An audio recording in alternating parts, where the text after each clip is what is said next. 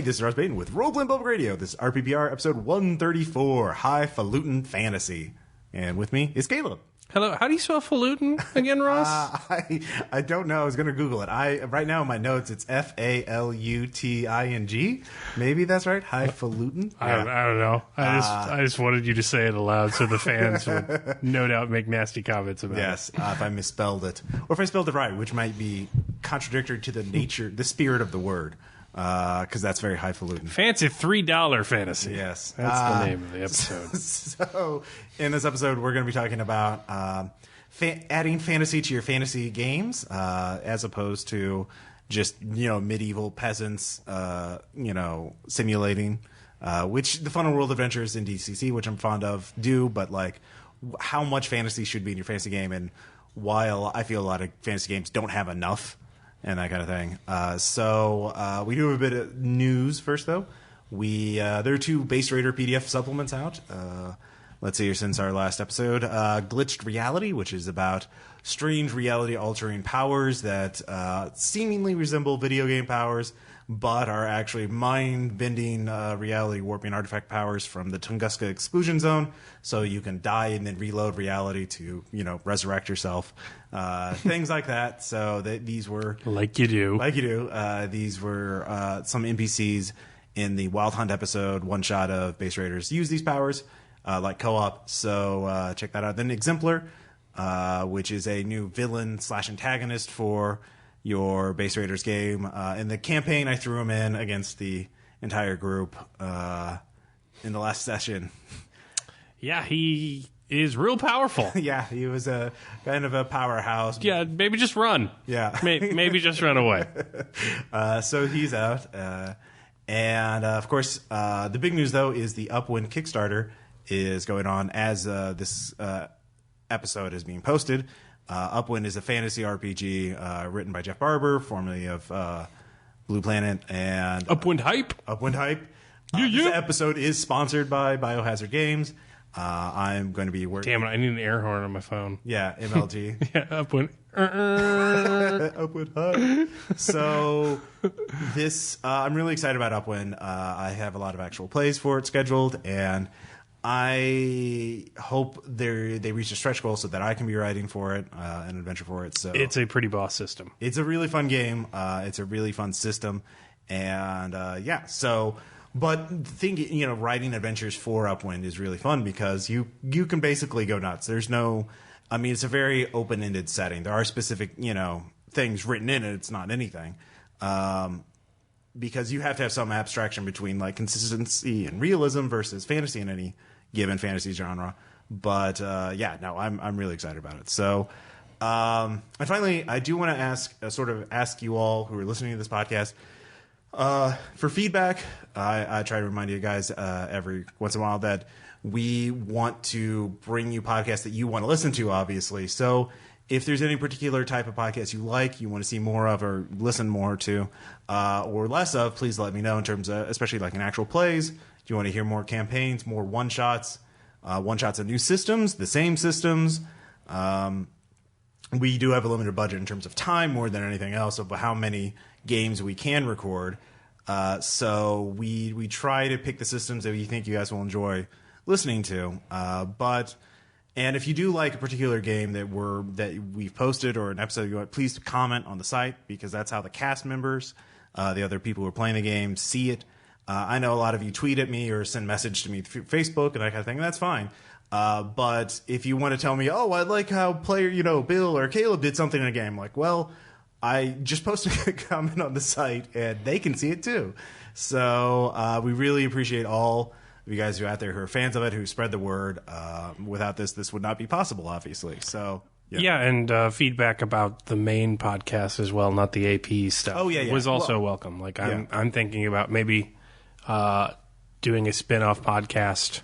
I've been tinkering with ideas like that. Yeah. Additionally, so any feedback regarding RPPR in general. Yeah. Is appreciated. Both podcasts. Well, actually 3 now that we have Tabletop Tales. Don't forget about Tabletop Tales, our new campaign-focused podcast, because I'm thinking about changing. I'm always tinkering with formats. I have an idea of changing the shout outs into a separate mini podcast, because I know some of you go, I can't listen to 12 hours of podcast a day because that's how much we post. No, and we call you weak. Yeah. Weak. Listen while you sleep. Listen all the time. Listen in the shower. So making like a mini podcast would be like 15, 20 minutes per episode, where one or two people like review one thing in detail and just put that on a regular basis. That might be a new Patreon milestone. I might just do that anyway. I'm not sure. I'm still thinking about the format. So... but yeah, if there's other types of things you'd like to do, please keep in mind there are some things that we said that we're not going to do. Caleb's never going to play the World of Darkness. Ever. So just keep that in mind. But yeah, so that with all that news and business out of the way, because we've been doing a lot of postmortems lately, so yeah, we have another one coming up at the end of the month for Dresden Season Files 1 from Tabletop Tales. And so we should make it something other than a campaign morgue. Yeah, yeah, exactly. It's just it's sort of coincidence. All those campaigns ended around the same time. Yeah. But yeah, let's get back into let's get to the actual topic at hand, which is I called it epic fantasy at the beginning. That's sort of how I think about it, because I have been playing a lot of The Witcher 3, and I've been thinking a lot about fantasy because of Upwind, and recently I also ran a Dungeon Crawl Classics one-shot, which was called Attack of the Frogs, and I've also read several other third-party funnel world adventures or funnel adventures where you have, we've posted them before, where you have 4 level 0 peasants, every player does, and you go out and you fight a monster. Most of them die horrible deaths, and that's been fun. But it seems a lot of third-party ones have the very, very sort of, they're not taking advantage of fantasy as a genre, where it's always like you're in a small rural village, there's like a couple of monsters out at the edge of the village, and you have to go kill them. And sometimes it can be fun if you add some sort of unusual elements, like Brandon Red, for example, which you played in, Caleb. There was like a wedding, there was an interesting curse, the monster at the end I think was pretty interesting, the sort of Thing-esque larva hive monster queen thing. Yeah. But this third-party adventure that I ran, it was just a couple frog people who were trying to pollute the lake so that their froggy cult could spread. And it was very, very bare bones. And it was like, the players were like, yeah, we'll just join this cult because we don't want to fight them, which was fine, but there wasn't much, meat to the bones of this adventure. And I feel like you're not doing fantasy service as a genre if you're running these kind of dungeon crawling, even a dungeon crawling kind of adventure where it's just like, go to this cave or go to this, dungeon that there's some goblins, there's some pit traps, there's some orcs, and there might be 1 or 2 weird monsters, but it's all stuff you've seen before in, video games and board games, and it's very, very, very similar. And I feel like a lot of players, there's sort of an inbuilt sort of belief that you have to earn your way to the real fantasy in a fantasy RPG. Like, you can't get to, in a D&D game, you can't have an adventure where you go on top of a cloud and fight, storm giants in their cloud castle, unless you're like level 12 at least, because those are level 12 monsters, and you need to have this kind of spell and these kind of abilities, otherwise you're just dead. And, it's a tabletop RPG. You're making up everything anyway. So why not have the cloud castle adventure at level 1? Why are you saying you have to spend 6 months playing the game before you can get to the really cool, memorable parts of the game? And that's sort of where I'm going with this, or that's my idea. So yeah. Well, I'm going to, pull a move from the Book of Aaron and disagree with the very premise of the podcast. All right. Right at the outset. So, let's get to the shark punch. In all seriousness, so when you brought it up to me, you said epic fantasy. So I'm like, man, Gilgamesh or something like that. And then you were talking about high fantasy. I'm like, all right, we're going to talk about my least favorite genre, but I'll figure it out. But as we got here and we're talking you through it, I think what you're really arguing is about the placement of fantasy within the fantasy genre. Yeah. Because I think it's a truth that we need to acknowledge that in all of fantasy, it's not entirely fantasy. Yeah. You can't have a narrative that people can track if it's complete fantasy. Yeah. So you have to have elements of the real world or the primary world peeking through. But the amount of those elements, like their number and their quantity, is the definition between low and high fantasy. And that's arguable, obviously. But the placement of those fantasy elements is equally vital to running a good game. And if you're going to place those fantasy elements, you need to make sure that we're playing a fantasy game because we want to play fantasy. Not because we want to play a game. There are a dozen different games we could play. We want to do fantasy stuff. And the problem is that when game elements enter into a fantasy genre, the gameism will interrupt the narrative. So, like, Gilgamesh doesn't have to fucking level up to jump into the sky and, like, punch a magic bull to steal its testicles with his best friend, Dooku. He doesn't have to do that to do something that effing crazy. And your characters don't have to either, because it's numbers, and those animals and rats and stuff don't exist, and you can describe it however you want. So the grinding element of RPGs and the way that it gates off the most fantastic elements of your setting, I think it comes from a good place. It comes from that Skinner box wanting to reward people, reward the behaviors. It comes from wanting to have a sense of climax and something like that. But your climax should derive from your characters and their interactions with NPCs, specifically recurring NPCs, such as villains or princesses or family members. That should be your climactic situation, or your plot should be climax. Whereas I think in fantasy, a lot of people think like Sky Kingdom or the underwater palace of Neptune, or they think the van art is the climax. And I can't see the van art no matter how well you describe it. So why not if we want van art and you think it's going to reward your players, why don't you just make everything fucking van art? And then the climax is when it occurs in the narrative rather than the flavor tasks or the airbrush descriptions coming out of your mouth. So if you're a level 1 character, there's no reason you have to go into the basement and kill rats. Right. Like, you can Unless there's a narrative reason for it. Yeah, well, make the rats cool at least. Yeah. Like, there's no reason you have to start as an exterminator in a fantasy narrative. Yeah. Or if you do start as an exterminator in a fantasy narrative, there's no reason being an exterminator can't be effing cool. Like, just completely ridiculous, insane, not so crazy. So that is something to consider. So, like, maybe they are rats, but they're leaking through a dimensional portal that was left there from the alchemist that used to own the bar, and they're pouring in from a universe of total necrotic death. So you have to go to the hell dimension where, rats reign supreme, and close a badass portal. Even though you're basically just the Orchid Man. Right. Only instead of laying out poison, you need to, like, stop a necromantic portal to the hell dimension. Like, you can make it something cool and ridiculous and crazy, and still have it be appropriate for level 1. Yeah. I mean, that's true. Like, the Gilgamesh thing you're talking about, that actually... the reason I used epic fantasy is because of a D&D trope, which is the epic handbook, which is a third ed supplement, which had for the rules for characters over level 20.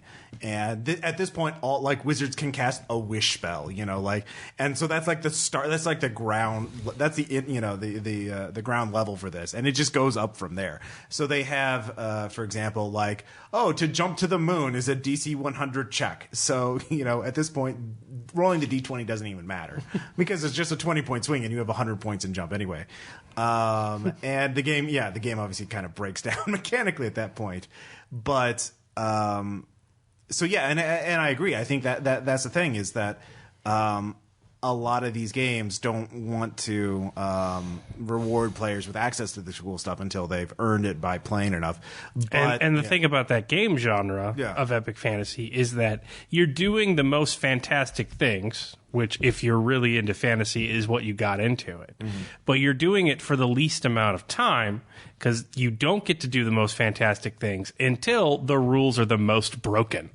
Like, you don't get to have your crazy-ass moon fight until I can literally wish everything into existence and there's no challenge anymore. Right. Like, and there's no call for that. Yeah.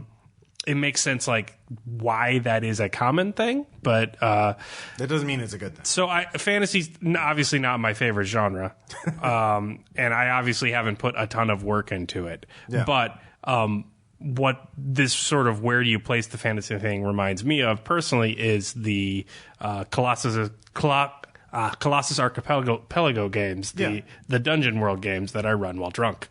And I just see, like, I don't keep track of your characters. Like, basically every time we've played that game, we've remade characters. Yeah. And I don't I don't have plans for, like, what anybody could do. It's just whatever you go to the direction to describe stuff. And, like, I put it on a giant corpse. Like, and so, like, in the first episode, you're on the fields of a hand, and then there's, like, all of these gigantic spiders invading the village from off of the giant sky bridge of dead manta ray, and, like, it's just bananas. But it was like a level 0 adventure because I just Well, level 1 because we were standard dungeon. level 1 adventure just because like I just statted the spiders up as level 1 spiders. Yeah. Like, and so it's badass. You're like defending a town on a dead giant's hand from a horde of invading spiders being egged on by a enemy army. Like, it's supposed to be wild and crazy and shit. And then you do that. And eventually you did go into, like, a cave with a bunch of goblins, but one of them wrote a symphony. And, like, it was just, it was bananas. Like,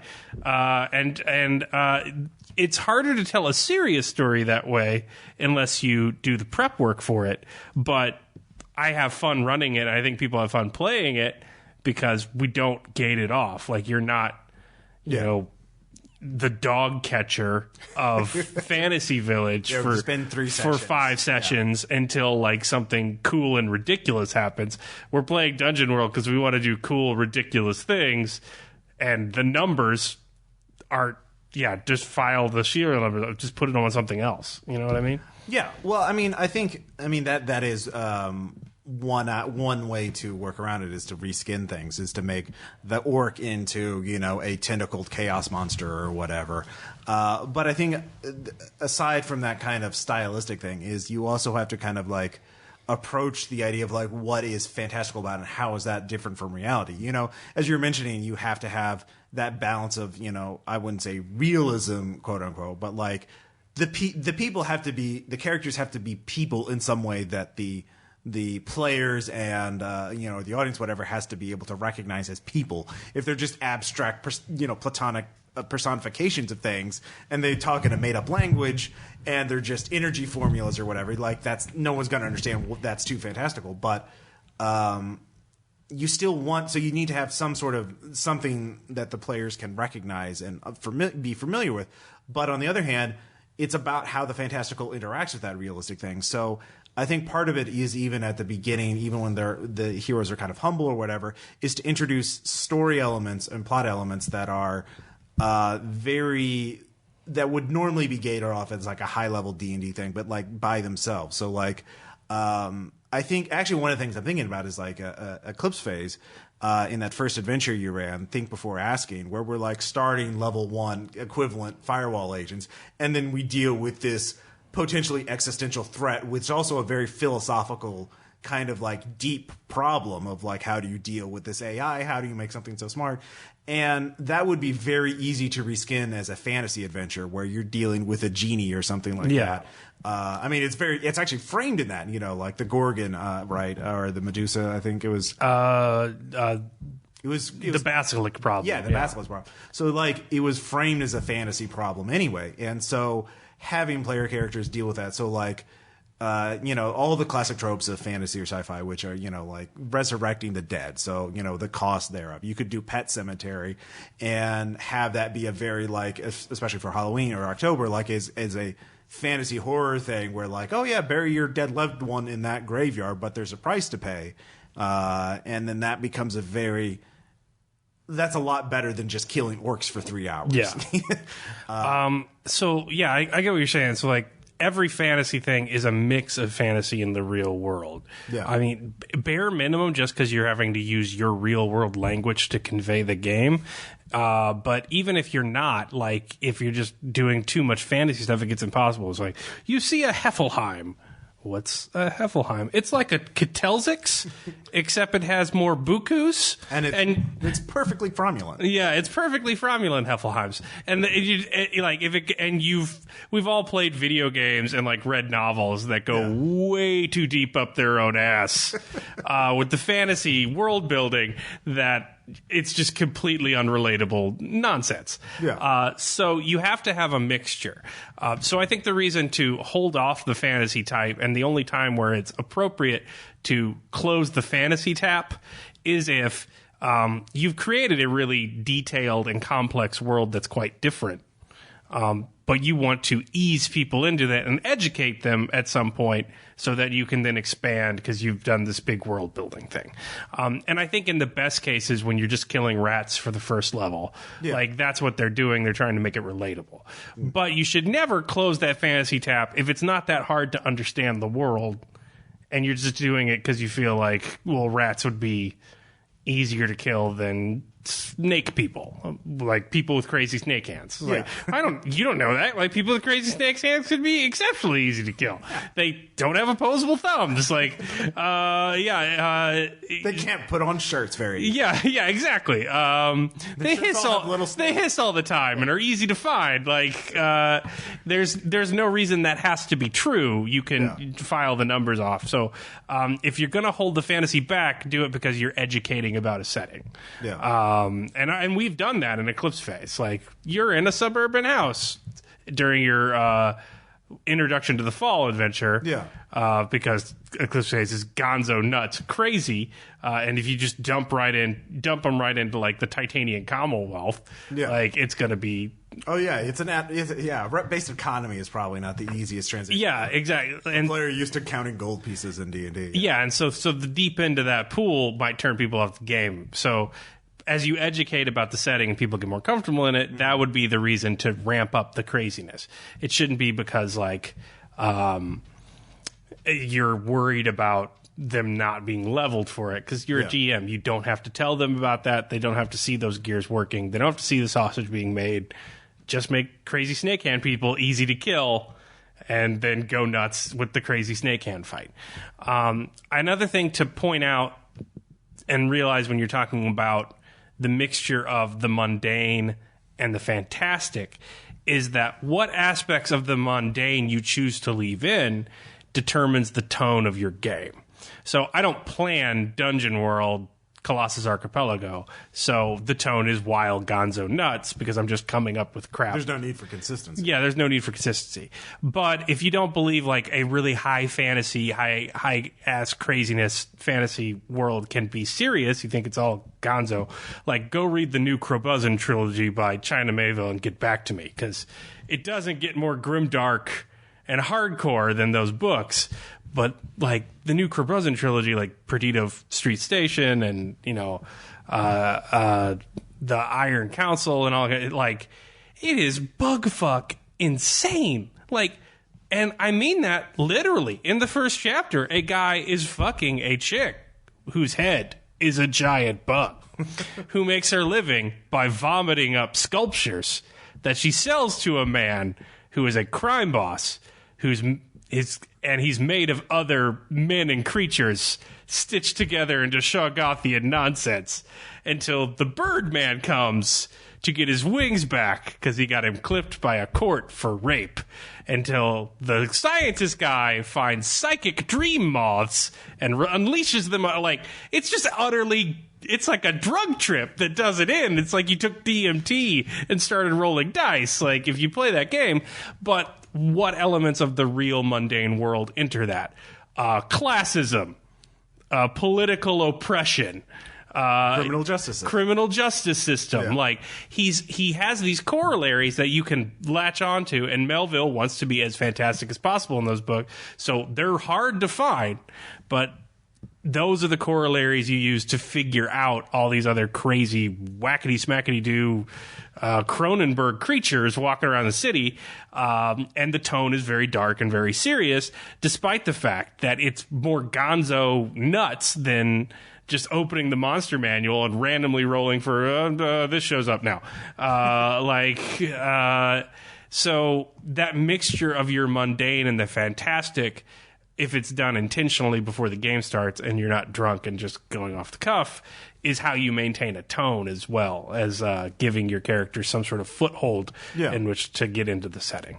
And to go back, like, for example, Upwind, to go back to the game that's being sponsored, they obviously, the game is trying to invoke a kind of an Age of Sail sort of aesthetic. Like the idea, you have it's a vast area that the world, the setting of Upwind is in, but there are these little islands and surrounded that are just far away from each other. You need sky ships to sail to each other, to every other island, and so the kind of cultures that are that kind of begin there are these little nation states.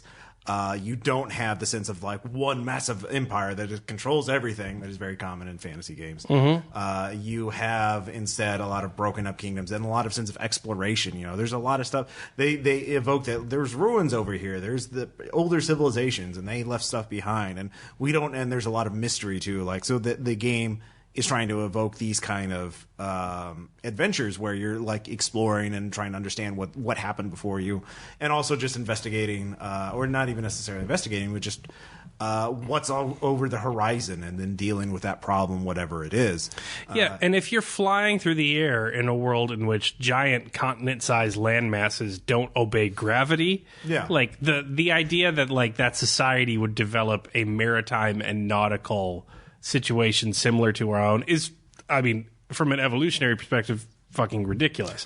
But that's not the point. The point is that you have that sort of maritime, nautical, cultural tone from the real world that introduces you to the other stuff in the world and establishes the tone and the theme of the games. Like, it's not in there because it's realistic. It's in there because that's what the game's about. Yeah, and it's giving you a frame of reference. Like, you could run Master and Commander in Upwind very easily, or those kind of adventures, or just Charles Darwin in Upwind. Oh, let's go spend a campaign or an adventure where we're figuring out what crazy animals evolved on this island in the middle of nowhere. Yeah, like whether you're writing the game or you're playing the game or anything like that, the basic principle is that you're only ever writing and talking about the real world. Yeah. There could be corollaries, there could be metaphors, you could be a talking fish jaguar person, and you could be saving the kingdom of the wind goddess, and you're talking about a real world human situation because you're too anthropomorphic. You can't. Right. You have. That's the only thing you can relate to. So I would argue that, like, in terms of fantasy placement, if it doesn't get in the way of that human element, like that real world element you want the story to tell, make it as bugfuck crazy as possible, because that's what we're there for. That's the escapism. Like, if it's not getting in the way of the human story, the crux of like exploration you're trying to tell, or the story of classism and exploitation that Melville's trying to tell, then you add in like gonzo crazy shit, like, because that's what you're there for. If it's not directly related to it, it's in there. Or you use the gonzo crazy stuff to heighten the metaphor of the real world thing you're talking about. Yeah. So I think the main thing is, a lot of gamers, a lot of people who play tabletop RPGs are really only playing D&D. And when they play D&D, they mean like the generic, I wouldn't say generic, but like the sort of archetypal D&D, which is you all meet in a bar, you all get a treasure map, or you're all hired by an old dude in the corner of the bar to go to do a job, which turns out to be going to a dungeon, killing everything in it, finding something, and bringing it back, or the very basic kind of dungeon crawl thing. And there are a lot of players and GMs out there who are resistant to doing anything but that. But so I think we should talk to these people in a sense. Like, if you're a GM and your players are all like, we want a dungeon crawl, we want to play this fantasy game, we just want to kill monsters and kick down doors.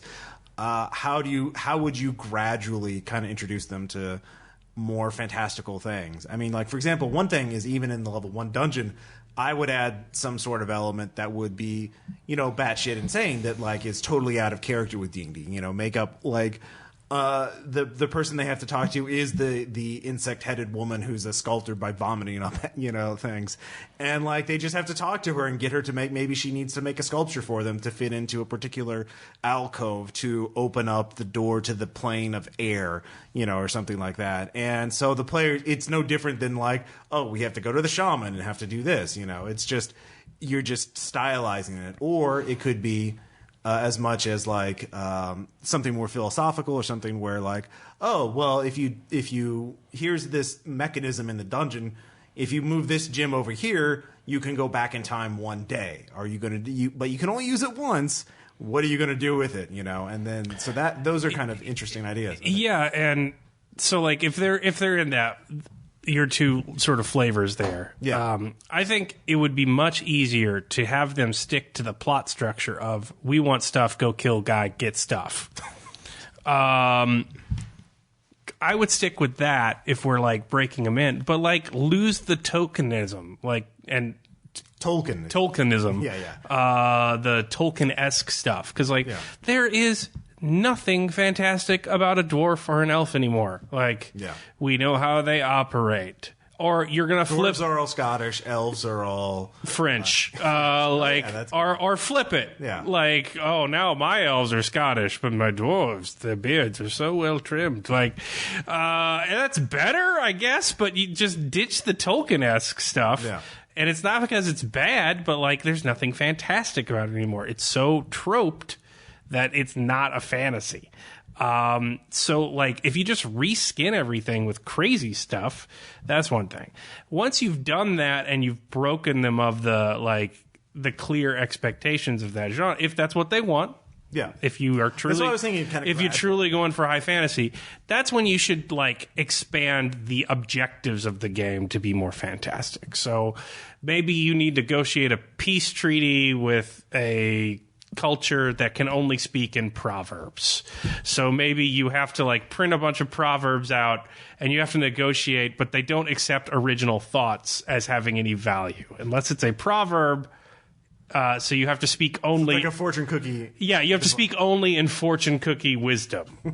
Or you have to pretend that it's a proverb from your culture as you make up some sententious saying. Yeah. So now you're having like a fantastic, different cultural thing, and you can still base that on like that would be from Igbo culture. Like Igbo oratory is primarily about using proverbs to say what you want to say rather than forging some like fierce original thought. It's mixing these proverbs to have an original thought. So that's this Igbo Nigerian stuff. So you can pull from other real world cultures to make your fantastic cultures. Cause I mean, you're going for exoticism, but rather than the creepy colonial way, you just make it exotic by making crap up. So, if it's too hard for them to relate to and it's too crazy, that's fine. But like, just look at other cultures, look at other oral traditions, other fantasy traditions, and, make that a different objective in your game, rather than just reskinning it. And I think one of the things, like you're talking about that, it actually reminded me. I didn't watch this episode, but I did hear about it. The reference of a Star Trek Next Generation episode where Picard had to negotiate with a culture that had some sort of odd linguistic culture like that, and he had to like tell stories to relate things to them. So Darmok, it's like so and so when the walls fell. I forget. It's a nerd reference. It's Darmok. So basically, what they only understood language through metaphor to events. That's it. Yeah. So you had to describe your feelings. You had to describe a member of the collective that had that feeling before. So to describe like what's happening, you had to form some sort of metaphorical extension. Yeah. Well, my larger point is like start looking at sci-fi to incorporate the fantasy, because Star Trek, say what you want about it, they're really good about like, let's take one fantastical concept and they visit a planet where that's in full effect. And fantasy's great for that. So like, it's really easy to take any of I think probably almost any Star Trek episode and convert it into fantasy and like, have a very fantastic. Because the science is nonsense. Yeah, yeah. I mean, it's basically magic. It's not. Yeah, it's not really talking about sci-fi. It's not like questioning the fate of humanity, increased technology, or the way technology is going to affect us, or putting. It's not like Black Mirror or anything like that. It's Black Mirror is a documentary. Yeah, episode 1, season 1 got it real. Got it real damn close. Yeah, it's not Black Mirror. It is the quantum quetzits is her, and you've again. We can go back and fight Nazis. All right. Yeah, and again, you've got that nautical theme and everything, which would make no sense because why are they even on a fucking ship when they can teleport? Like, there's a range on teleport until there isn't. It's not there for a reason. It's there for handhold, so you can get to the more fantastic elements. Or like Embassy Town, like their whole. In that one, the aliens they speak to can't lie.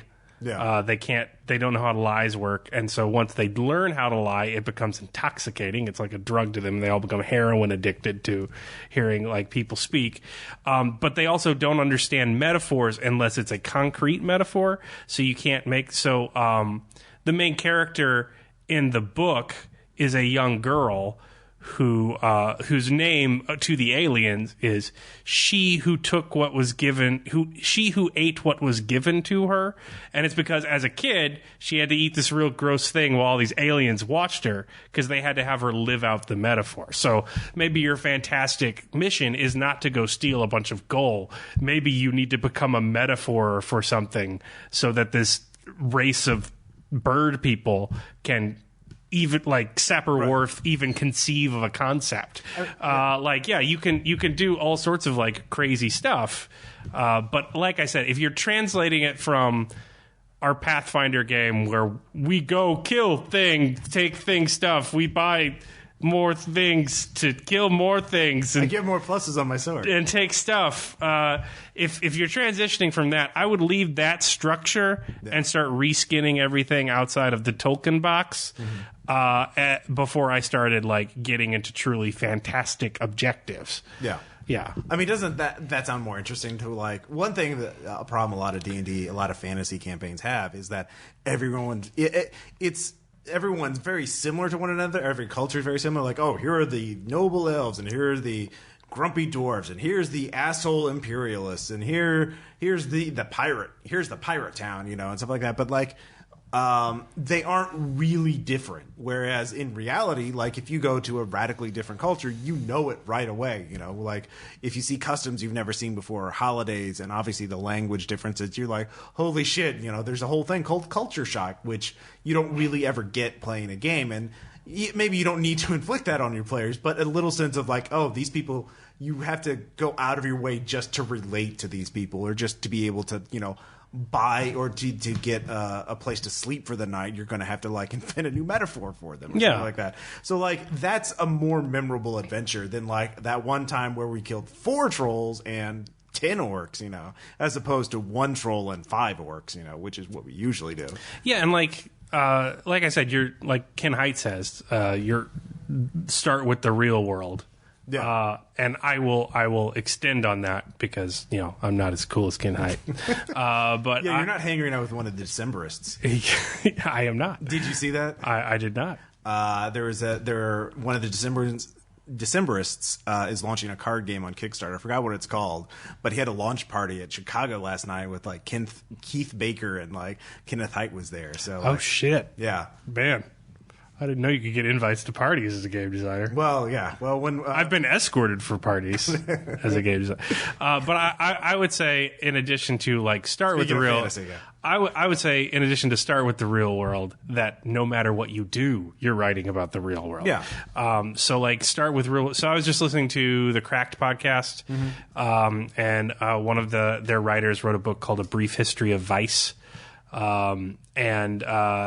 He says he's a narcoologist, so he's talking about like different ways people have gotten highs before, and he's talking about this towns in northern India that during religious festivals, everyone gets high, like absolutely everyone. So they put out in massive troughs this mixture of milk, cream, and marijuana that are like these giant marijuana milkshakes. They're completely free, and you just like go with a cup and scoop it up, and everyone just gets wasted, totally screamingly high all day long. And it's not everyone metaphorically. It's like every man, woman, and child gets like crazy screamingly high for this religious ceremony, and then hardly ever again. The only people that are like, 420 Snoop Dogg and every day in India are like full blown, like the matted hair, never shave guru guys wandering around.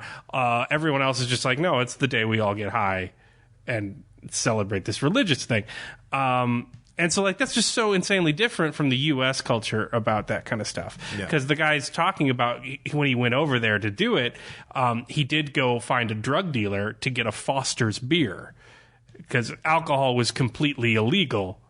So he bought one beer can and had to very surreptitiously drink it, while they're literally like giving children these like marijuana milkshakes, like literally passing them out for free on the street. Like the kind of shit you asked your DARE officer when you had no idea what was going on. It's like, what if someone forces me to, like, well, in northern India, yeah. And so that's just like in our world. Like, that's just in our world. So, like, maybe your fantasy thing isn't go steal gold. Maybe it was like, they stole our religious weed. Or I need to find the bad guy in this town in which everyone I talk to and everyone that can give me a clue is going to be completely wasted. Man, woman, and child. So I have to get these, completely drugged out people to give me my information. So you've got this mystery in this world, or maybe that's just the people. Like maybe you have the hippie corollaries species, and that's just how the frog people talk here. They're all spaced out and don't know what's going on all the time. Oh, you shook that frog's hand. You know his skin's hallucinogenic. Yeah. Oh, yeah. A culture that is entirely hallucinogenic. Yeah. Oh no, they're not. They don't get high themselves. You get high by being. That's even better. So everyone that's not a frog person is totally high at all points in their society. Yeah. So that would also be great. Yeah. Oh, and even better, and they get suspicious if you aren't, because the only people who don't get high around them are undead who don't have nervous or bloodstreams anymore because they're corpses. So if you don't get high, you're hunting them. Yeah, you're hunting them. Yeah. So, see, there you go. There's a really interesting plot hook. And so, society and culture and, changing those kind of things are some of the best examples. But, I mean, it can also apply to the standard things, to where you can come up with new game mechanics or systems by taking, one idea I've had for a while is, taking, one high-level or a few high-level D&D spells and, giving them to level 1 characters. But that's, their only tool. So they don't use a sword. All they have are let's see here, flesh to stone and then rock to mud. So all they can do is turn people into statues or turn statues into mud. Yeah. Or it's a couple, or maybe a few spells like that, or maybe they can jump really high, but that's it. So it becomes so you could do a whole game where it's more like a puzzle thing, where I'm thinking things like Portal or other games where you're trying to find creative solutions to problems using very limited but very unusual tools. So instead of you just don't sword and spell fireball monsters all day, you're trying to trick them or overcome them by using physics and your one or two tricks. And that's a good point, because we were talking about using gating off fantasy as a leveling or Skinner box mechanic. And that's interesting, is maybe don't make it so they can't do anything cool at first. Maybe make sure they can do something really effing fantastic and cool. Yeah. But they only have that one thing. Limit it in quantity rather than quality. Yeah. Yeah. I think because one of the problems we're not fighting a swarm of owlbears. Yeah, just the one owlbear this time. Yeah, but it's still a crazy owlbear. All I can do is jump 20 stories high and float down. I don't know how I'm going to kill the owlbear with that. Yeah, and when you're looking to reskin fantasy stuff, do what Gygax did when he ran out of token-esque stuff to copy. Yeah, and half the fucking monsters in the monster manual are made from low-rent dime store Chinese toys. Like, go find some crazy outsider art and be like, oh, no, it's the three-headed Kefalgamux. And here's a picture of it. It's a dread cromulent monster. Yeah. So, yeah, exactly. I think, like, one of the structural problems with D&D is that, like, they gate the content by level, but there's, like, 20 or 30 spells per level. And so the number of spells you have access to just keeps growing and growing, and you never get a chance to really understand or try to figure out how to use them to their best effect. Because by the time you're like level 10, you go like, well, I can turn rock into mud. I can turn flesh into stone and then rock into mud, but why would I do that when I can just fireball twice as many times? Yeah. And so it's like you lose out a lot of the... Like, there's some really creative and interesting spells in D&D, but... most of the time they're never going to get used, and I feel that's kind of a shame. Like, to have all these superpowers, all these weird and cool ideas. I don't know if you've ever gone through like the Dungeon Master Guide of any edition and just read through the magic items they have in there. Like, a lot of them could be used as campaign weapons or like the centerpiece of a campaign. Yeah. Like they have here's a bag of tricks. You just grab it. There's a little fuzzball in the bag, but when you throw it, it turns into an animal.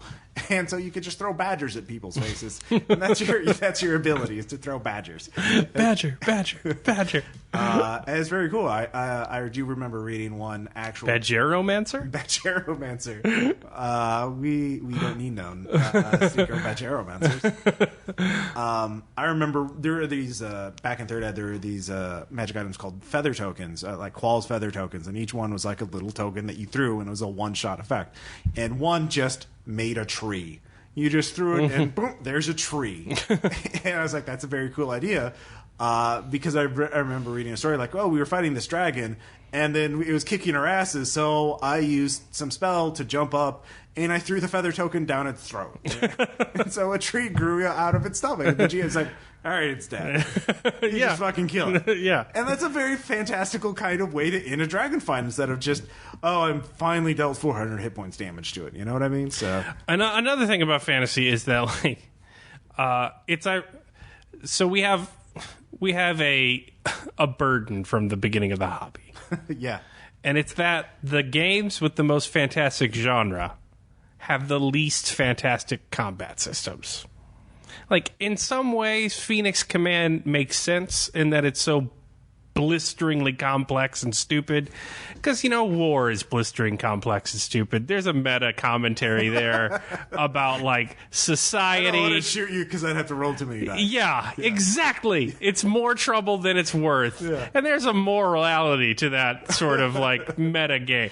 But, like, you look at, like, ancient oral tales or legends and stuff like that, it doesn't get fetishistic about, like, fighting. Like, Tolkien himself is just like, he fought the orcs and won. Now let me write 18 paragraphs about the court at Gondor. Yeah. Like, it's not like I feint and get a flanking bonus and then do this and spend 80 minutes. I mean, honestly... like, Howard had some really vivid descriptions for it. Yeah, Howard did, but, I mean, honestly... but if you're doing that... I think if you're playing fantasy and there's violence in it, you should lean far more towards feng shui than you do D&D. It needs to be fast. It needs to be narrative. You need to be describing what you do. It needs to be stunty. And it needs, like, multiple ways to get out of it without combat, because you have this trickster archetype that's so prevalent in fantasy narratives. Yeah. My superpower is lying. Like, that's that's good. But it's just another thing to think about. Like, so when you're talking about keeping it fantastic, like, even if you're fighting something really fantastic and you're breaking out the grid map and the minis and every turn takes 80 minutes... that's not escapism, man. Like, I'm not feeling high adventure here. It's not cool. Like, you know what I mean? Yeah. No, that is. I mean, and to be fair, a lot of people. I mean, we could go into the whole history of war games turning into RPGs. And please don't. I said we could. I didn't say we are. There are better people to write that or talk about that anyway than me. Yeah.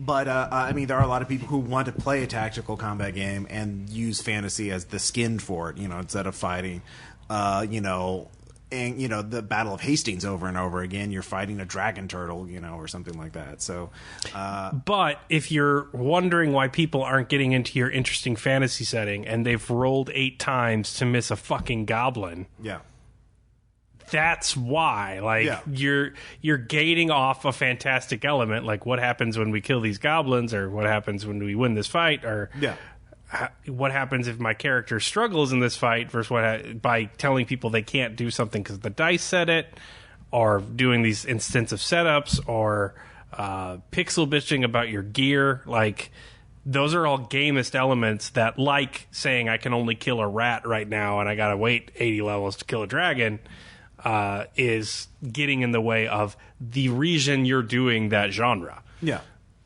I mean, even in the most sort of hardcore combat video games for fantasy, they don't limit those. I mean, in Dark Souls, you're fighting giant monsters right from the very beginning, and they don't seem to give a fuck, And so it's an interesting challenge because there are people who want that and there are people who don't. There are better implementations of it, obviously Upwind, where it's just do an entire fight and say what you want to happen when you win, and the GM will say what. So good, so fantastic. Also, it's more relevant to actual fantasy narratives, in that you're like, it's this obstacle and then you overcome the obstacle. Like when the Medusa's coming after you, it's not like he moved to pillar A at hex 18 and then he waited 4 turns for her to turn her back and move to pillar 17 where he retrieved the mirrored shield, and it's just like he's dealing with it, and well, like you said, looked at him. Fantasy isn't your genre. There are a ton of people who do want that. I get that, but like if they want that, they're not having a problem, and why are they listening to us talk about this? Because there's shit tons of that out there for them. Well, I mean, that's the thing, is like you can introduce, like I was just thinking about incrementally improving it. But the more fantastic elements, like Upwind, you're like, I want to get something reflective and turn that bitch into stone. Right. Got it.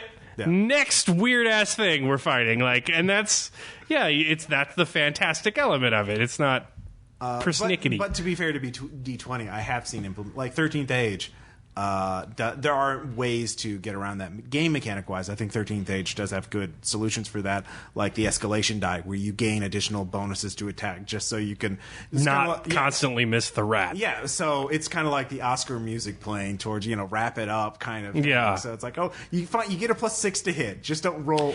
And again, like, it's fine if you want to do that. Yeah. The tactical focused, very random, very much about limiting what you can do, actions in combat.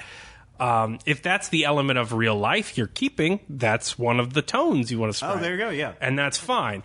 But the problem is taking the burden of the hobby's inception as a given. If the thing you want about fantasy is like, I want to talk to crazy hallucinogenic frogmen and trip balls while I solve a mystery in Frog City, like, if that's what I'm in it for, and then I got to spend 50 goddamn minutes making sure like I've counted all my arrows and shit like that, like, you're letting how many rounds is this hallucinogen going to affect? Yeah, like how many I rolled through. Yeah, what's my minus for hallucinogenic frog people gas versus like, oh god, no, like, you're letting the burden that the hobby is carrying from its inception detach from the reason you're playing a fantasy game. In other words, re-examine everything, including like the very sort of the implied structure of the game that you're playing. So like, that's a good point. Like if my characters go to Frog City and everyone is like making them trip constantly, I'm probably only gonna like change rewarding them for trippy role playing. As a way to like get into their character's subconscious, kinda. So like as a way to learn more about their characters because they're tripping balls and what do they say. Or I'm going to describe combat differently. Like, I'll make it clear that you're just fighting a bunch of bandits in an alley, but then I'll describe it as like, oh, he's melting. Good thing your sword is made of love. And has turned him into pure music. I definitely want that. That has to be the next Dungeon World game you're on. And I don't want to say. Yeah, and I don't want to say like you oh, you're at a -30 to hit Yeah. the standard goblin whose hair is green now. Like, that's stupid. Like, just make it ridiculous, because, like, that's where we're in Hallucinative Frog City, not because I wanted to make you give a -30 on all your rolls or something. Yeah. That's a good point. These are just ideas to help for you to run your own games, or to when you're even as a player, like to help kickstart. Like, 13th Age does have mechanics for that, to give prompts for it, where like what is your one unique thing? Like, I'm actually a bird. I was just polymorphed into human form by a wizard, and then I learned how to fight. Or I'm actually a manther. I was a panther turned into a man who became a vampire or something.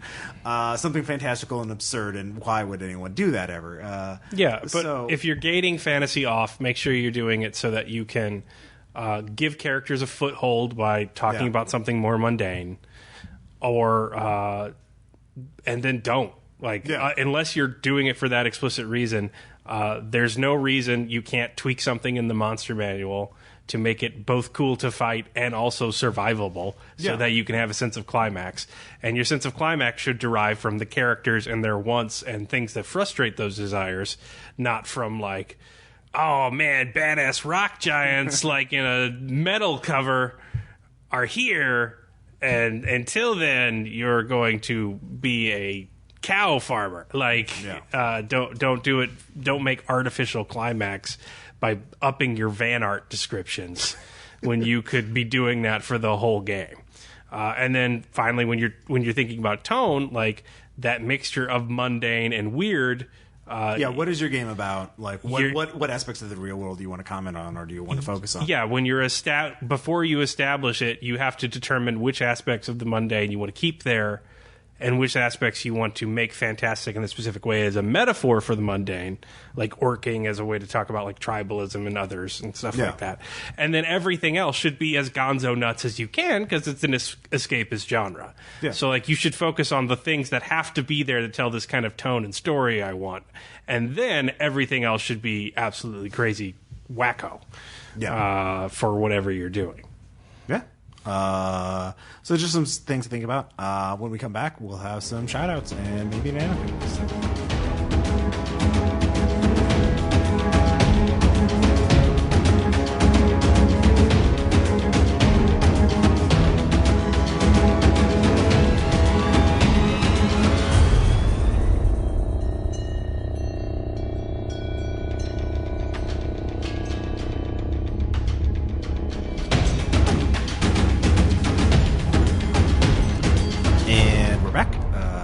Some music that I will choose. Probably not Vaporwave, actually. I try to pick it music appropriate for the episode topic. Lies!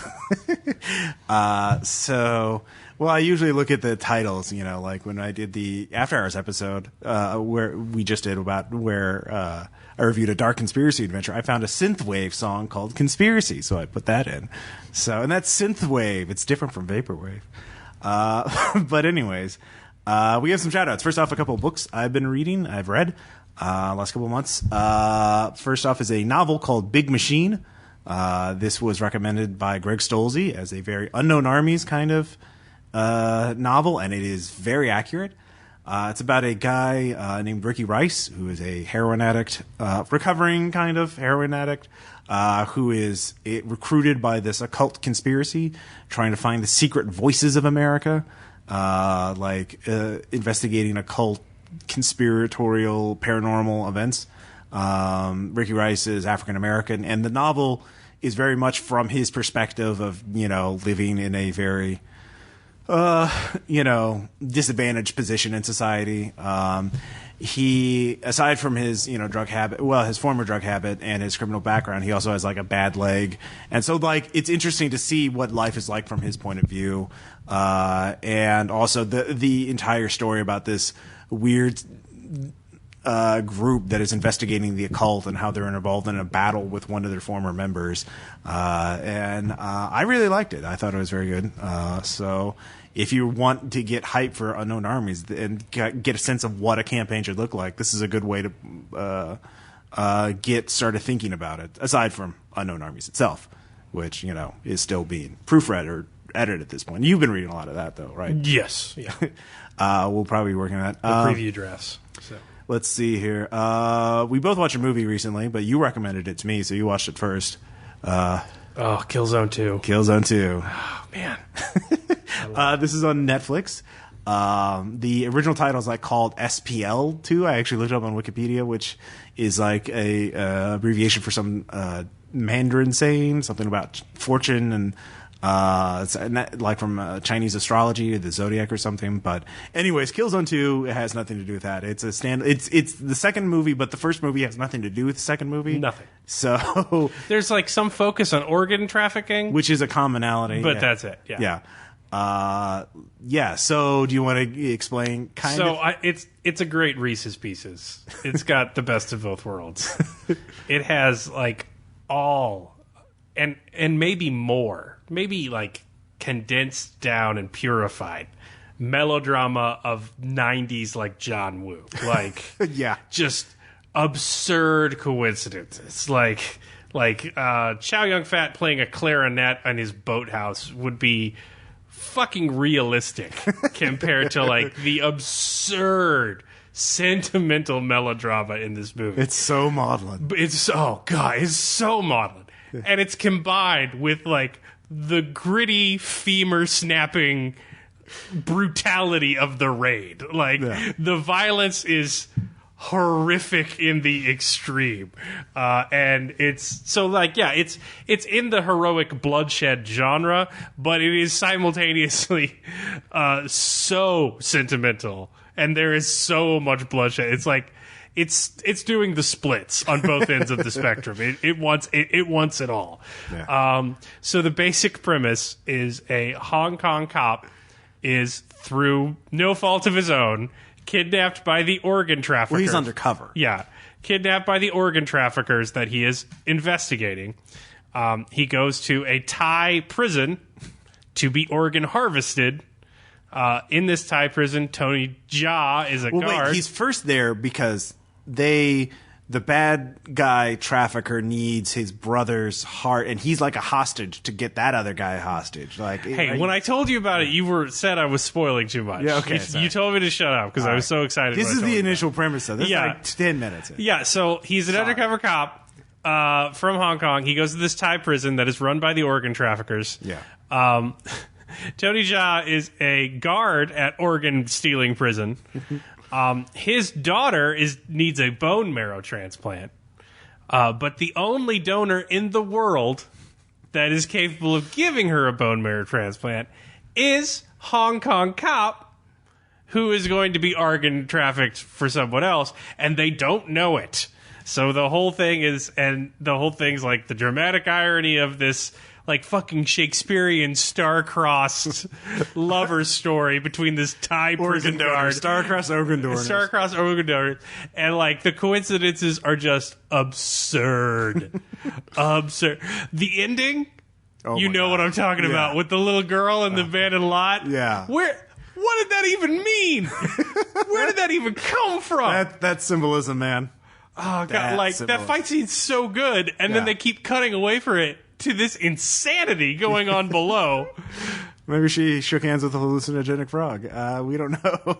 Yeah, it's the kind of story. It's kind of story where the morality pet escapes and wanders around an entire industrial city and ends up in an empty lot beneath the skyscraper in which her father is heroically cracking the septums of a billion organ trafficking gangsters with his elbows and knees.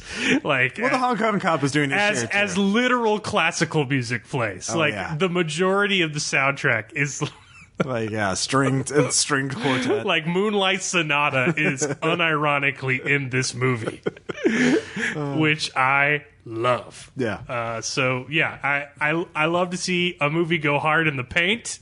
And they're going real hard in two directions. It's great. It's on Netflix. Killzone 2. What Killzone is one word. Has nothing to do with the video game series. Or even a Killzone. Yeah.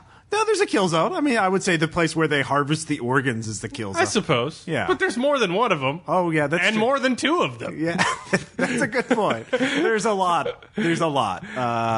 Or maybe that one hallway where that guy with the knives walked up. Spoilers. So, Speaking of killing, I did read the next book in the Laundry series, Nightmare Stacks, from Charles Stross. This is an interesting novel. It's no longer from Bob or Mose, the previous protagonist. It's from I can't remember the guy's name, but he's one of the vampires. The first vampire from Reese's Chart. It wasn't the woman guy who figures it out. Yeah, it was the nerdy guy. It's the nerdy guy who figures it out. Yeah.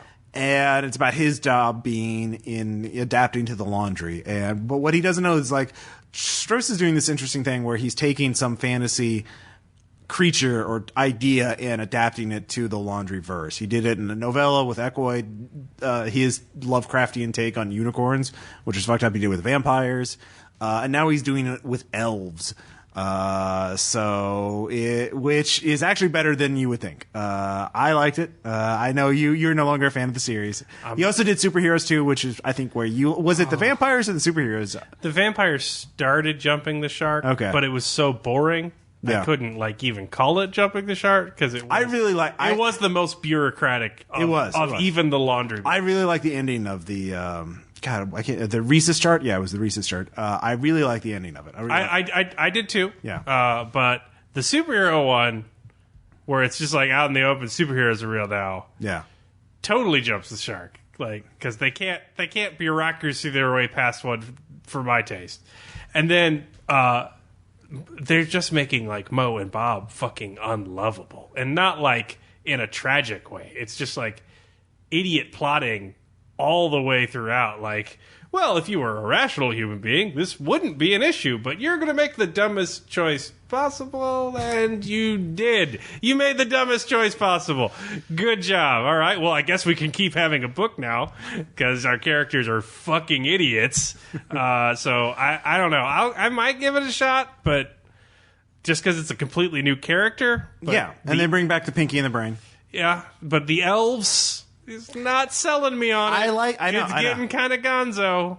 Well, the thing is, it can't. I'm talking to the man who ran the Willy Wonka Dirty World Eclipse Phase adventure. So I grew up on riffs. You grew up on riffs. My tastes are suspect. You've been corrupted. Yeah, I'm first against the wall in the good taste purchase. So and I've also played World of Darkness more than once. So but the thing about the laundry verse for me is you can't. A lot of people love the first novels. I hated the Jennifer work. I thought that was the weakest by far of all the novels. The Bond one? Yeah, the Bond one. Yeah, no, it was not good. But I really liked the one where he took down the megachurch. I really liked the Apocalypse first Codex, Atrocity Archives. Fuller Memorandum was good. Yeah, but Reese's Chart was Yeah. What was the last one? Before that, I can't remember. The superhero one though. What was that? Oh, it was it wasn't it was something. It was a musical term because it was about an opera. The Annihilation Score. Yeah, the Annihilation Score. So the thing about the Laundryverse to me is that people want it. A lot of people are criticizing now because they want it to be the same as it was when they first read it. They want the Atrocity Archives. Basically forever. They want, Bob the Geek as a nerd occult spy fighting occult threats. And the thing is, the setting itself, it has a built-in timeline. Like Case Nightmare Green says, the apocalypse is well and fucking nigh. And so Stross is basically I have to progress the plot. I have to progress the timeline. Look, I get it. Yeah. Here's my argument. Sure. I understand it needs to change and evolve. And if it's legitimately Charles Stross is we got to put superheroes in it. Yeah. All right, that's on you, man. Go for it. I disagree. Mm-hmm. I think you've lost the plot a little bit on the tone, but that's it. But Charles Stross writes Accelerando. Charles Stross writes Rule 34. He invents the concept of slow money. He's got really good ideas. I wonder if he's just not out of ideas in the laundry universe. He's I don't know, elves? Because at this point, they're paying the bills so he can do his weird transhumanist sci-fi books. And I really like them. They're really good, and I really like Stross. But I feel it's get a laundry book out, and then you can write whatever the fuck you want. And then I'm well, that laundry book is reading more and more like a chore because it's turning to I don't know, throw a dart at a board. Yeah. So something to think of. My computer just said I need to restart it. Sorry. I will dismiss that claim. Thanks, Windows 10. That's been having. So I don't know if that sound came across in the recording or not. But anyways, my thing. We'll leave it in because we don't edit. I do edit these, actually. I don't edit the actual plays. So we'll see if that comes in or not. I'll make a note. But for the laundry verse, I don't think it's perfect. I like it reading it. I mean, I think it's entertaining. I don't think it's like, because I like to see his world building and his crazy, the ideas of how he implements elves in this particular weird math is science or math is magic kind of thing. Yeah, I mean, it's not. And the other thing it's not like Dan Brown. It's not like I'm like, you're a bad person for liking these books now. It's not that extreme. It's just, I'm not. No, I can understand. Shout it out at this point. The other thing is, I think the thing about the laundry is that he wants to keep this series somewhat light, and because he doesn't want to go full Lovecraft and like it's grim nihilism, everyone goes mad and dies. You know? See, but with Annihilation Score, I don't even think he managed that. Yeah. Like, it's like, who's afraid of Virginia Woolf? Only neither side of the divorce has a legitimate claim, and it's. Then, like, hundreds of people die. And then there's also superheroes. Like, it just... Well, I think, yeah. So... it's getting too grab-baggy for me. Yeah. I mean, that's fair. I still liked it, though. But yeah. Let's see here. Speaking of series, though, you've started watching Luke Cage. Yes. And everyone else should. And I absolutely love it. Okay. So good. I do have it on my queue. I just... finished Killzone 2, so maybe I can put that one. So Luke Cage is wonderful for the same reason Jessica Jones is wonderful, because it is a genre, but it is fully attempting to be relevant. Its roots in blaxploitation are apparent and like in there because fuck you, they're in there, like to the point where it gets cheesy sometimes. Like sometimes the score is just like, really? A wah pedal? It's 2016, and they're just like, no, owning it. Waka, waka, waka, waka. So good. The soundtrack, though, when it's not doing blaxploitation service, is just amazing. Like they put Charles Bradley in it. Ooh, I love me some Charles Bradley.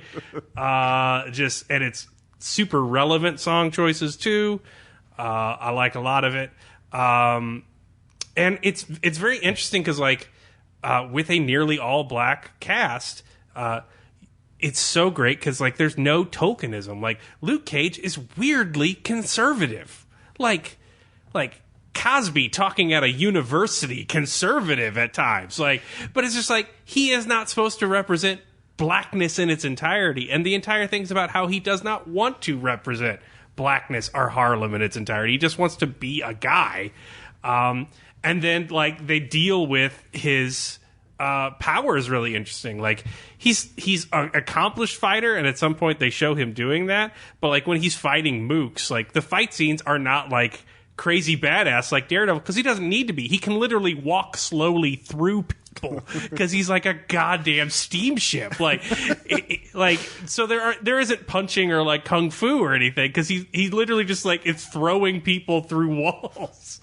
He's just tossing through them, and it's funny. It's got humor. Near the end of it, everyone knows he's bulletproof and can't be stopped now, so he'll just show up at crimes and people will run away, and then he will just like destroy the guns or confiscate evidence and walk away. And it's like just like, God damn it, Luke Cage showed fuck, like and then they're just like pissed off. He's like, all right, are we gonna fight or no? Okay. I was like, turn guns, leave. Like, so good.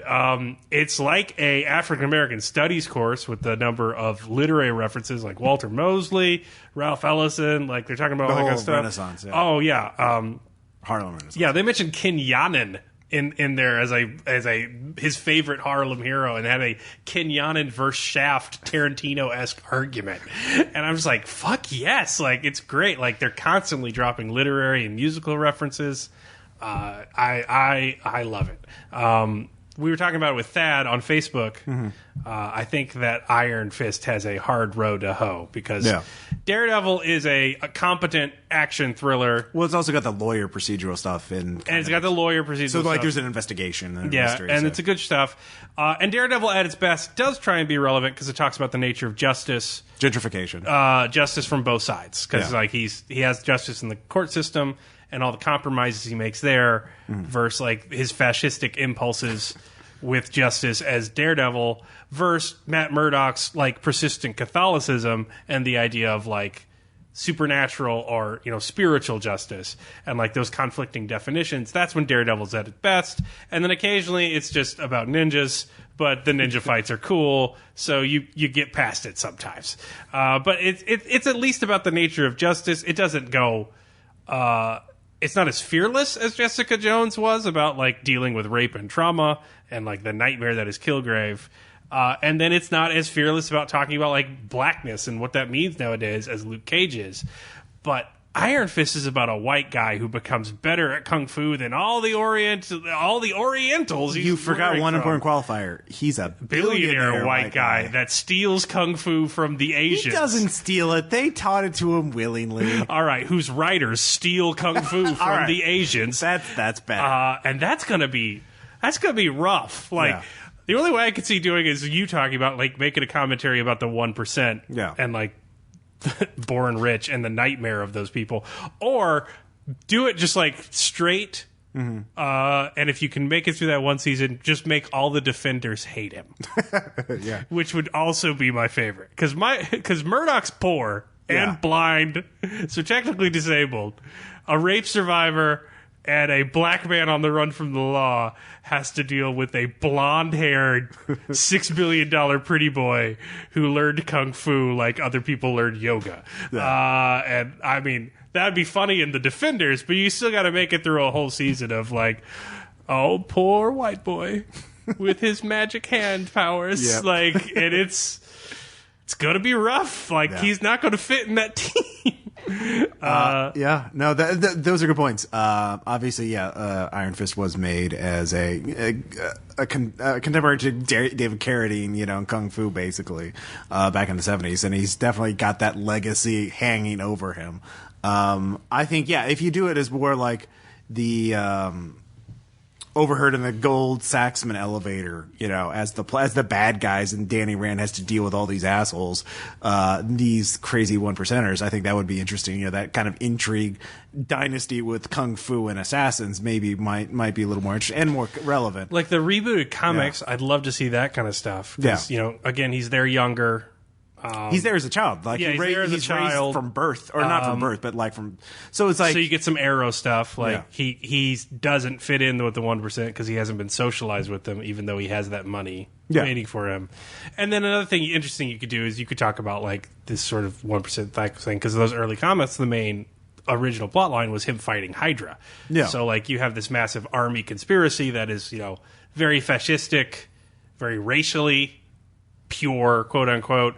And very, you know, has a lot of means and money, and they try and bring newbie millionaire into the mix, and he knows crazy kung fu and starts whipping the shit out of a ton of Hydra guys. I mean, that'd be interesting. Yeah. Or if it makes the more magic kind of stuff in the reboot, like the going to another dimension for a kung fu tournament kind of stuff. Yeah. Could be interesting. But if it's just like, oh, poor white boy goes down to Harlem, dates Misty Knight to get authenticity, it's going to be...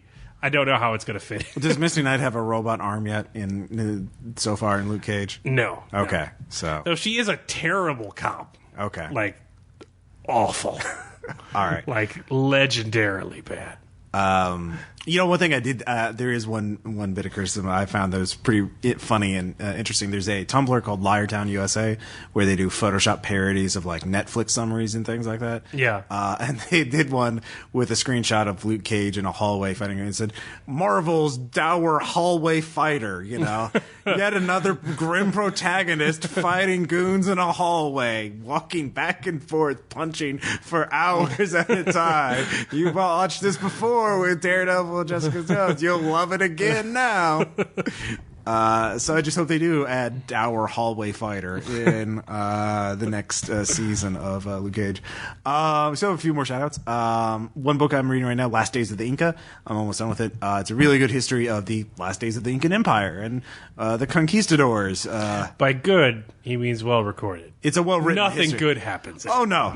It was genocide. I mean, they killed thousands and thousands. I mean, not counting the smallpox, which you can't blame them intentionally doing that because they didn't understand disease Pro either. tip. Yeah. Always count smallpox. Always count smallpox. But they did butcher thousands and thousands of Incans. The Incans actually did rebel for decades, which was fascinating. They had the longest running rebellion against the European powers. And they actually figured out how to kill the conquistadors. It was really hard, but like wait until they get in a ravine and then drop heavy rocks on them. So Yay! that worked, but not well enough. So I'll talk about that more when I get back from Peru, because I'm going on vacation there. When you're listening to this, probably I'll be there. Yay, vacation! So next up, Mutant Year Zero. This is a role-playing game from Ophidius. It's a post-apocalyptic role-playing game. Is that where we rolled Terry? No, that's Mutazoids. Oh, okay. So it's not a Ken Whitman joint? No, it's a good game, actually. It's got a very. Can we start calling it a Ken Whitman joint? I don't want. I think if we say his name one more time, he will appear and defraud us. He's like a financial candy man. I mean, he's fucking pretty persistent. If you say his name 3 times in a meal, your bank account will disappear. Pretty much. I mean, that even rhymes. That would. Oh God, I know my new game, Prince. So, Mutant Year Zero. It's a standard kind of apocalyptic thing. Nuclear war or something happens. What's interesting, though, is the mechanics. You can roll or choose one random mutation that you have. Well, it's not random if you choose it. But the main part of the game is like you have an arc, which is basically your settlement.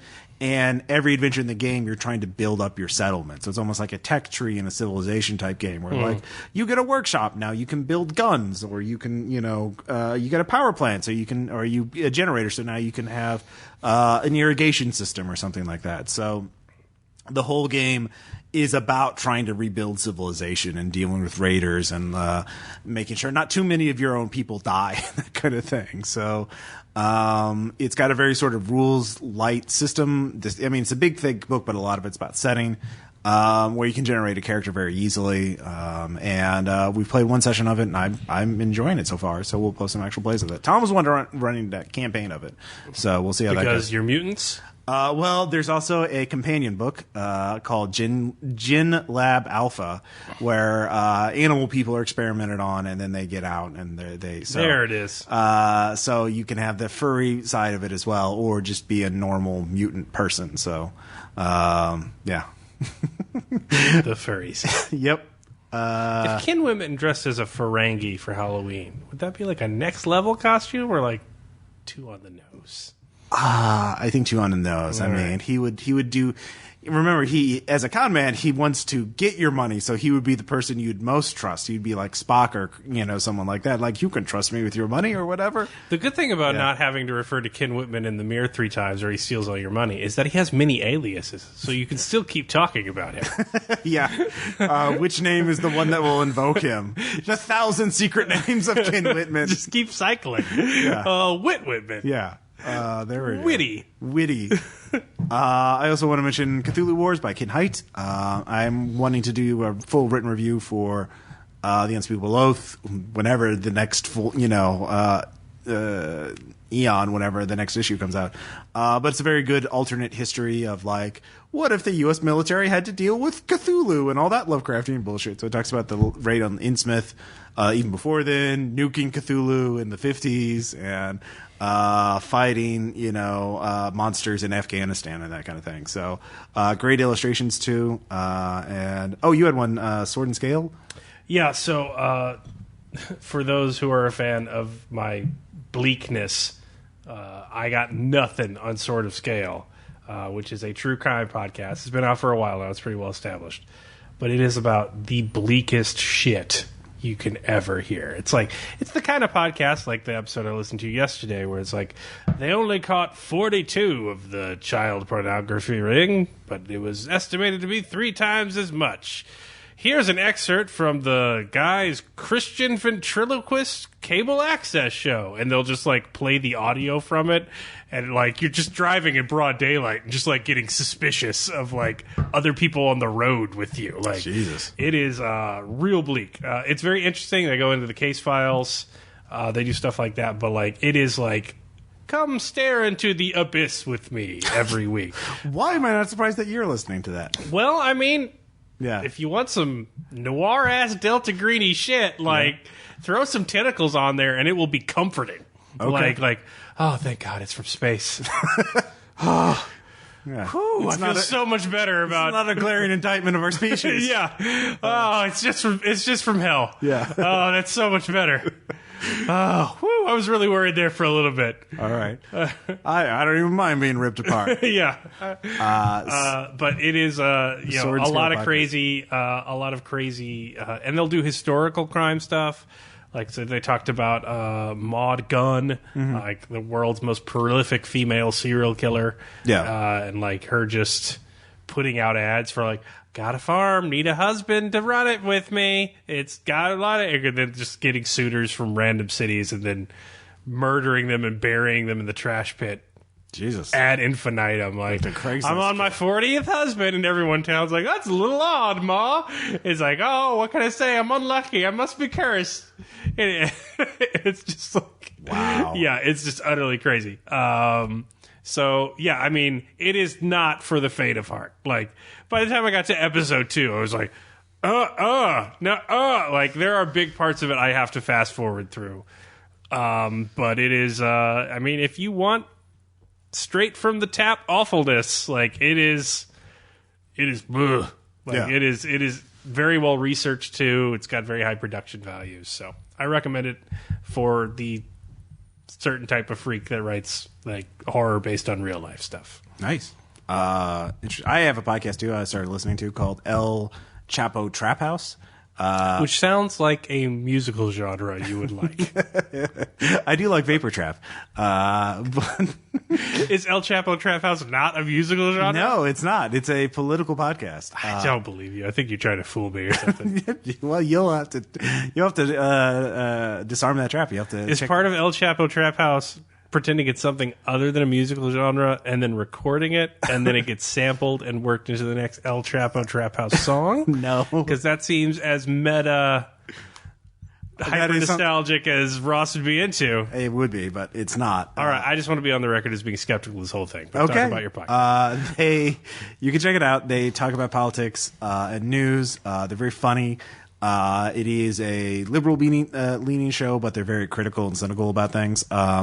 They often talk on bring in people from Vice News and stuff like that. They had an episode where they talked about Silicon Valley, and how long has it been on?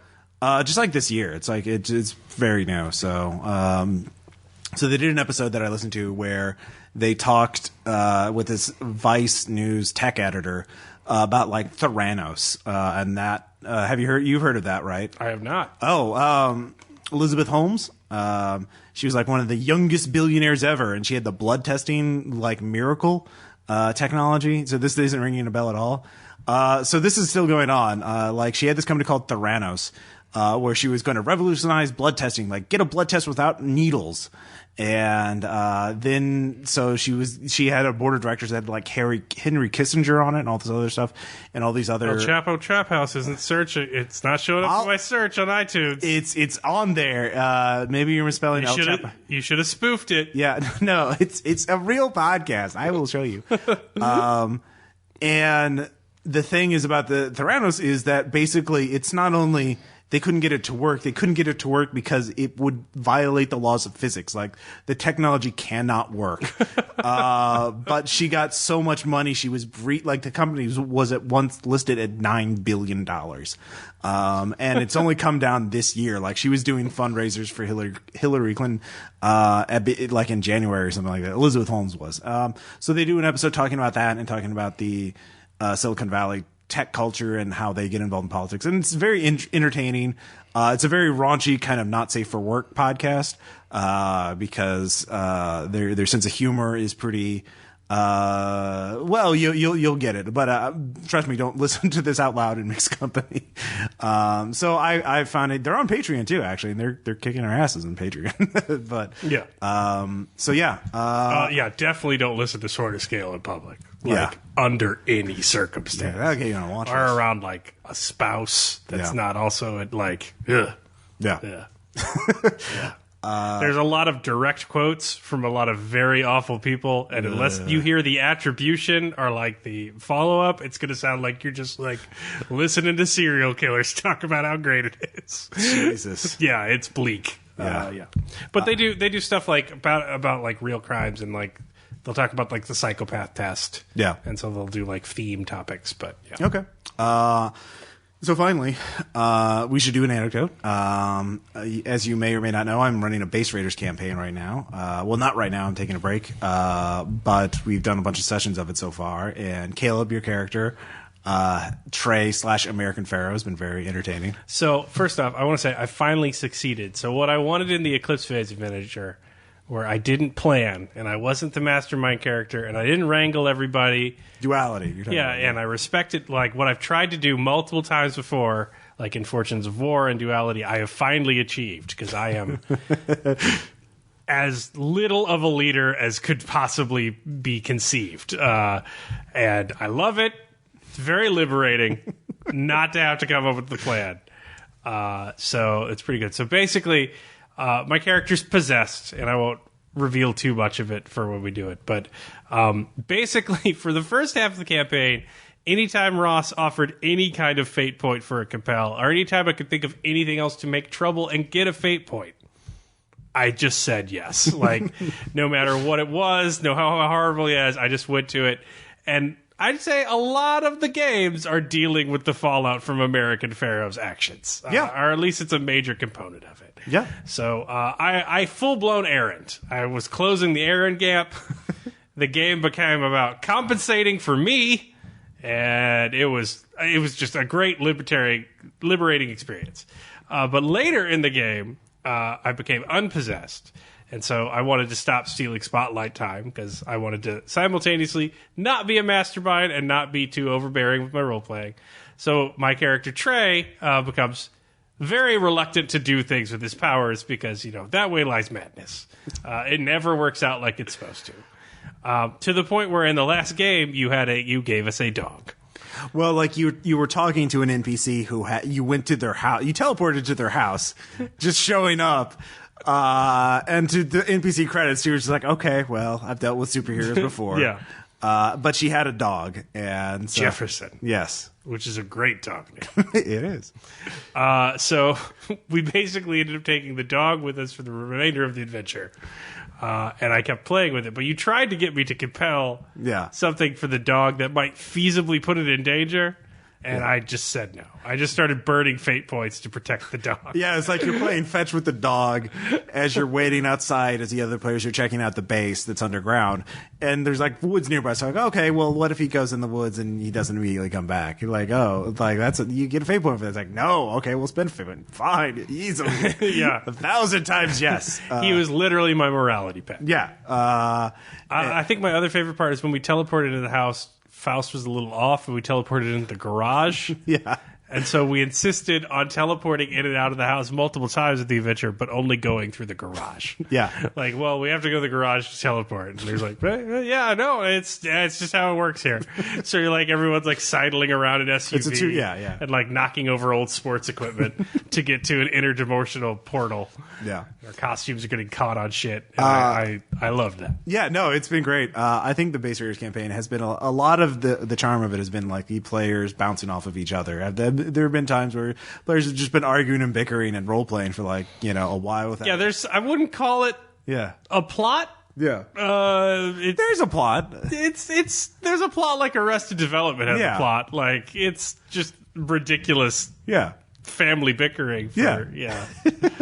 And that's around a different framework that week. I wanted well, everyone's also been dealing with their personal issues. Yeah. And we are resolving that. So we'll see how the second half of the campaign goes. And because in terms of the actual plays, Tom has we're going to be doing Upwind this month in October. And then in November, Tom has a 4-part game of Hixon Draconis, which is a sci-fi game where anthropomorphic animals are in space. No. Yes. And of course, we have more Fallen Flag, more one-shots, and that kind of thing. You don't say. Yeah, but after Hixon Draconis, we'll start posting Base Raiders. So Gate 9 is the name of the campaign. For those of you doing the drink whenever Tom does a furry thing, yeah, you're dead now. And we'll miss you, but you died heroes. Because that was a bold drinking game to undertake. All right. You shall be missed. You shall be We missed. shall chisel you into the wall of Memorial Dead. So episode 134, High Falutin Fantasy, is in memoriam for all those. For all those that died in the Tom drinking game. The Tom drinking game. So we'll talk to you guys next time. Bye.